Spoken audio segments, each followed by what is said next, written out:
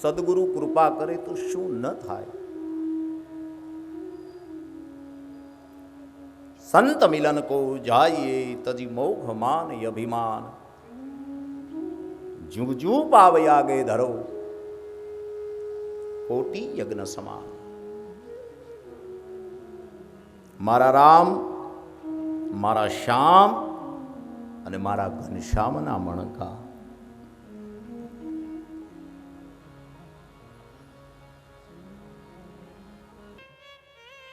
આ બધું આપણે જોઈએ છીએ, એમાં જાણીએ છીએ કેટલું. જોયું છે ને જાણ્યું છે એમાં બહુ ફરક છે. આપણને કોઈ એમ કે પહેલા ને મેં જોયા હતા અને પછી મેં કીધું કે એને મેં જોયા હતા અને પછી મેં જાણ્યા હતા. જોયા પછી જાણવું. આપણે શું કરીએ? જાણ્યા પછી જોઈએ છીએ. ખાલી આમથી આમ ફરક એટલો ફેરવવાની વાત છે. અમે જોયા અને પછી જાણ્યા, અમે જાણ્યા અને પછી જોયા. ત્યારે મહાપુરુષો શું કીધું? પહેલા જાણો પછી જોજો.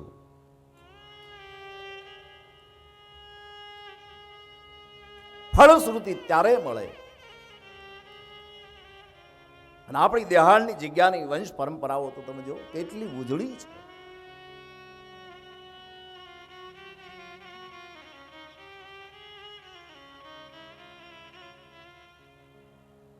હજી એ નાદ, હજી ગુંજરાવ નીકળીને સંભળાય તો માનજો કે માણાનું ખોળિયું લઈને આપણે આવ્યા છીએ.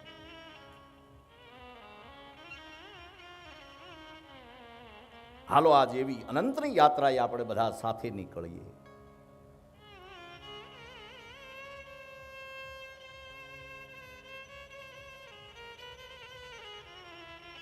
પ્રેમના પ્રતીક સાથે પરમાર્થની પ્રીતિ કઈ રીતે જાગે?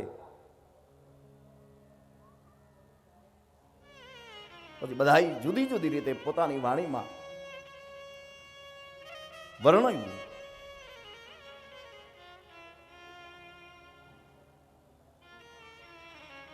આપણે બધા જોયું છે માં હોથલ પદમણીનો વઢાજામ.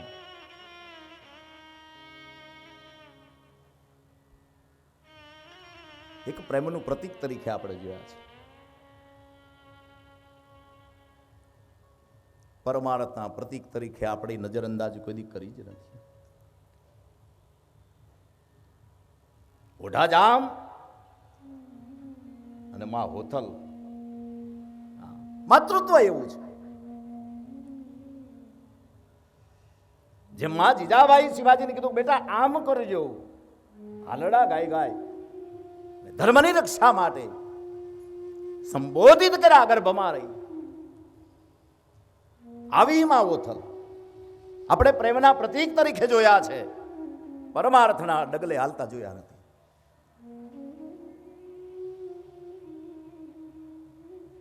ઇન્દ્રલોકથી ઉતર્યા છે ને, 3 સંતાનો થયા. જેસલજી અને જખરોજી.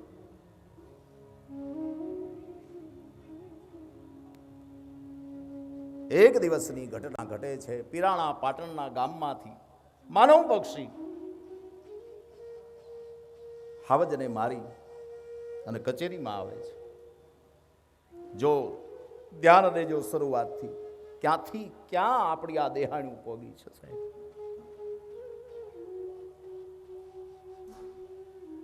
સત્કાર કરવામાં આવ્યો. પછી ઓઢા બાપુનું કોઈ પૂછ્યું, બાપુ આપનો પુત્ર કાંતિકારી છે, સુરવીર છે, એમનું મોસાળ ક્યાં? હવે વાત આવે વચનની. વચન આપ્યું હતું માં હોથલને. હોથલે વચન માગ્યું હતું કે જ્યારે તમે મારી ઓળખાણ આપશો એ જ ઘડીએ તમારી સંગાથે નહીં હો. આ વચનની કિંમતની વાત છે. વેણ જેને વેણ વેણ ભગવાન કૃષ્ણનું વેણ વાગે અને આખું બ્રહ્માંડ હલે. એમ વેણની કિંમત હોય, વચનની કિંમત હોય.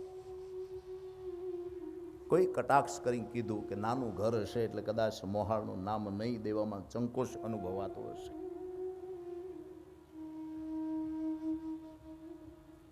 આવી વાત જ્યારે કચેરીમાં થઈ, ઓઢા બાપુએ પોતાનું વચન તોડ્યું.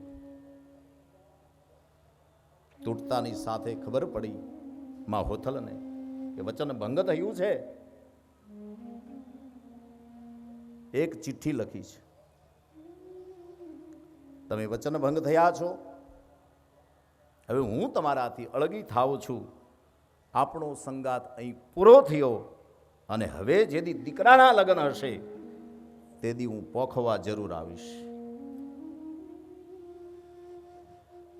પોતાનું પૂર્વ જૂનું રહેઠાણ હતું વનરાયમાં કનરો ડુંગર માં હોથલ ત્યાં રહે છે. 4 મહિનાનો ગર્ભ છે.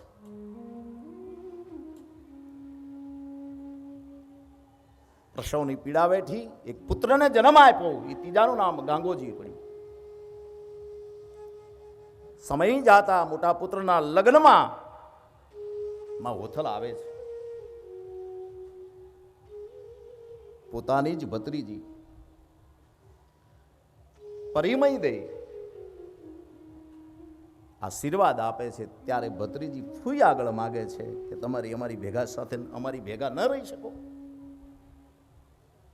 બાળકોના વેણ અને વચન ખાતર માં રહી છે. શરૂઆત અહીંયાથી થાય છે. ટૂંકમાં વાત કરું પછી તો માં હોથલનો સ્વર્ગસ્થ થયો. 3 દીકરા યુવાન થયા. એમાં દિલ્હી બાદશાહને કોઈ ખબર કીધા કે કચ્છની ધરતી ઉપર કોઈ બીજો બાદશાહ છે. દિલ્હીના બાદશાહને એમ થયું હું એક બાદશાહ, બીજો બાદશાહ આવ્યો ક્યાંથી? યુદ્ધનું સમરાંગણ રચાણું.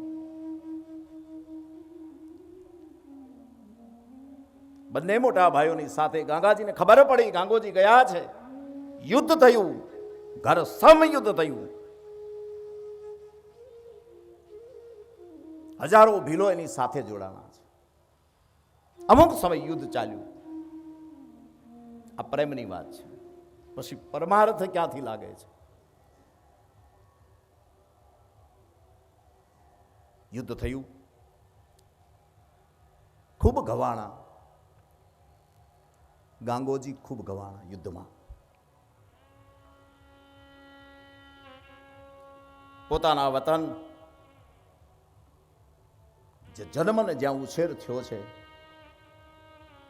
કનરા ડુંગરે જાતા ગુરુ ગોરખનાથજીનો ભેટો થયો. ગુરુ ભક્તિ અધિક લાગી. ગાંગોજીને દીક્ષિત કર્યા ગુરુ ગોરખનાથે. નામ આપ્યું તમારું આજથી ગેબીનાથ.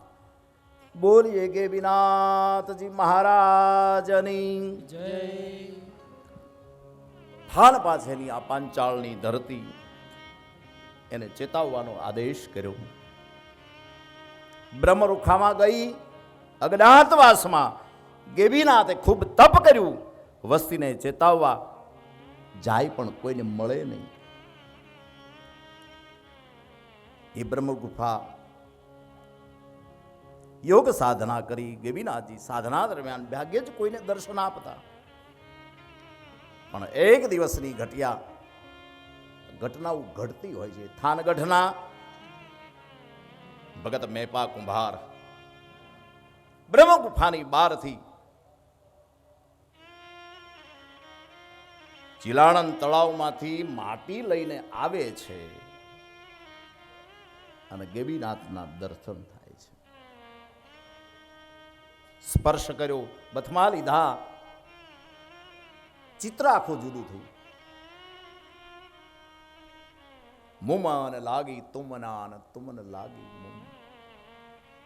આઠે કોઠે અંજબાળા થવા લાગ્યા.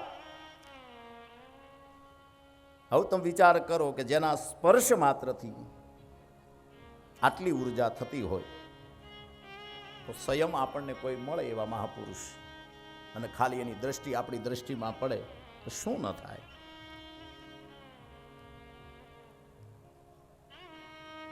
એટલી ઉર્જા મળી છે, જળાહળ થવા લાગ્યા છે.